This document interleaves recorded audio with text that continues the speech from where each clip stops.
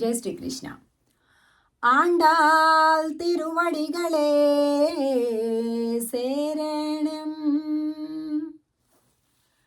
18వ పాసురంలోకి ప్రవేశించాం.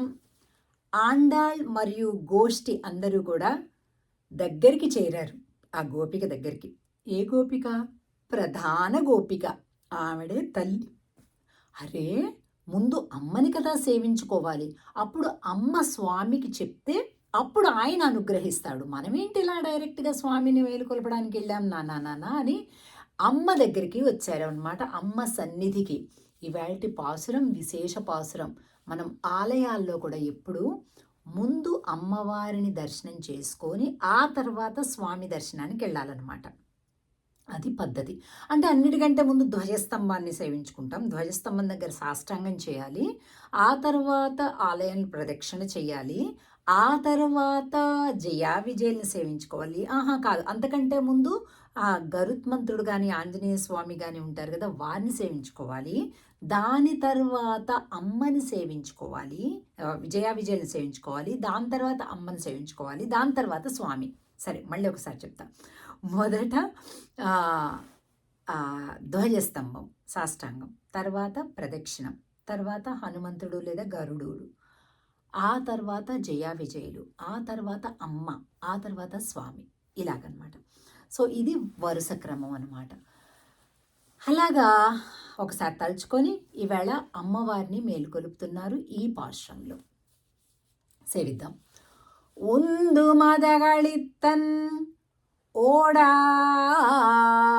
தோள்வலியன் நந்தகோபாலன் மருமகளே நப்பின்னாய் கந்தம் கமஜும் குழலி கடைத்திரவாய் வந்து எங்கும் கோழி எழைத்தனகான்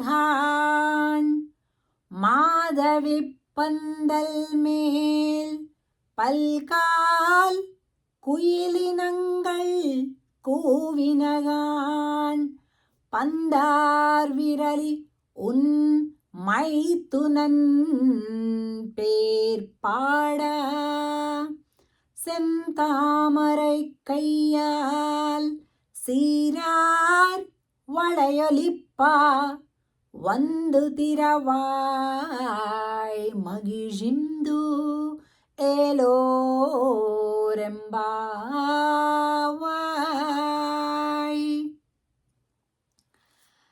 ఉందు మదగళిత్త ఓడాద తోళ్వలేను. ఓ నందగోపుడి కోడలా అంటున్నారు. అలా అంటేనే ఆవిడకి ఇష్టమట. ఆనందుడు కూడా ఎలాంటి వాడంట? ఉందు మదగళిత్తన్ అంటే ఏనుగులతోటి, అంటే మదించినటువంటి ఏనుగులతోటి పోరాడి వెనక్కి తగ్గనంతటి బలము కలిగినటువంటి వాడు. మద గజములను లొంగదీసేటటువంటి మన నందగోపుడి కోడలా అని పిలుస్తున్నారు. మామగారి బల పరాక్రమాలు, వంశ పరాక్రమాలు చెప్తే ఈ గోపికకి చాలా ఇష్టంగా ఉంటుందన్నమాట. కందం కమజం కుజలి కడతిరవాయ్ வந்து எங்கும் கோழி రైతనగాన్. అమ్మా, నువ్వే నీకుగా నీవు నీ తామర పువ్వుల రేకుల వంటి నీ చేతులతోటి ఆ తలుపు తీయరాదు. గుండ్రగా ఉన్న వేళ్ళు, చేతిలో బంతి పట్టుకొని అలా పడుకొనున్నావు తల్లి. రాత్రి స్వామితో ఆడి ఆడి అలసిపోయి ఆ బంతిని అలాగే పెట్టుకొని పడుకున్నావా అంటున్నారు. అలాగే మాధవి పందల్మేల్ పల్కాల్ని, ఇంటి ముందు ఉన్నటువంటి మాధవి పందిరి మీద కోకిలలన్నీ కూ కూ అని కూస్తున్నాయి. సెన్ తామరై కయ్యాల్ సీరార్ వడయొలిప్ప, తామర పుష్పములను పోలిన నీ చేతులతోటి ఆ గలగలలు, చేతులకంతా ఇంతంత గాజులున్నాయి, ఆ గాజుల గలగలలు అను శబ్దం వచ్చినట్లుగా నీవు వచ్చి తలుపు తీ తల్లి అంటున్నారు. ఒకసారి భగవద్ రామానుజుల వారు ఆ కాలంలో ఇలాగే భిక్షాటన చేసుకునేవాళ్ళు కదా. సో అలా భిక్షాటన చేసుకున్నప్పుడు అత్తుళాయమ్మ అని ఆయన గురువు గారి యొక్క కూతురు అనమాట. చిన్న పాప. ఆ పాప ఇలా వస్తుందంట భిక్ష తీసుకొని. అప్పుడు గాజుల శబ్దం వినిపించిందంట. ఆ సమయంలో భగవద్ రామానుజుల వారు ఇదే పాసురాన్ని లోపల అనుకుంటూ ఉన్నారు. మనలా కాదు కదా! దాని అర్థము భావంతోటి నిరంతరం అందులో రమించి, అందులో మునిగిపోయి కదా పెద్దలు సేవిస్తుంటారు. సో, ఈవిడే ఆండాళ్ళు అనుకున్నారట. అనుకోని రాంగానే చిన్న పాపకి అంత పెద్ద జీరయ్యుండి సాష్టాంగ నమస్కారం చేశారట.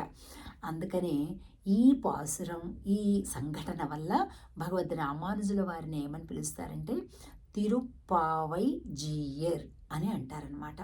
అటువంటి దివ్యమైనటువంటి పాసురం, ఈరోజు పాసురం కలిపి సేవిద్దాం. జై శ్రీకృష్ణ. ఆండాళ్ తిరువడిగళే శరణం.